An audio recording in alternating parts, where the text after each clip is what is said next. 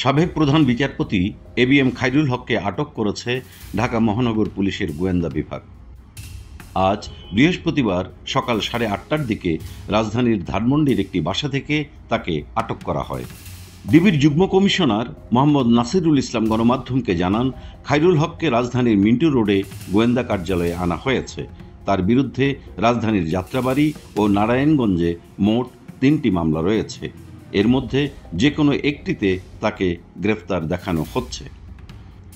প্রসঙ্গত, তত্ত্বাবধায়ক সরকার ব্যবস্থা বাতিল মামলার প্রধান রায়দানকারী হিসেবে বিচারপতি খায়রুল হক রাজনৈতিকভাবে ব্যাপকভাবে আলোচিত ও সমালোচিত ছিলেন।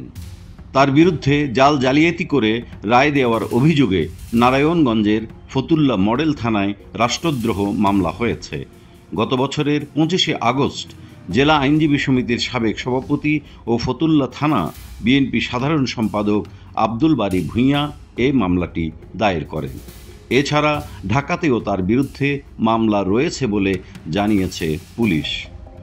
খায়রুল হক 2010 সালের 27শে সেপ্টেম্বর দেশের 19তম প্রধান বিচারপতি হিসেবে নিয়োগ পান এবং একই বছরের 30 সেপ্টেম্বর দায়িত্ব গ্রহণ করেন। 2011 সালের 17ই মে তিনি অবসরে যান।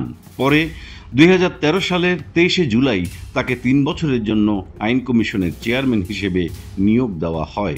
মেয়াদ শেষে তাকে একাধিকবার পুনর্নিয়োগ দেওয়া হয়।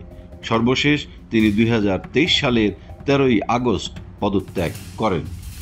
আপিল বিভাগে কর্মরত থাকা অবস্থায় তিনি সংবিধানের 'ত্রয়োদশ সংশোধনী বাতিল করে তত্ত্বাবধায়ক সরকার ব্যবস্থা অবসানের রায় দেন এবং ফতোয়া অবৈধ ঘোষণা করেন।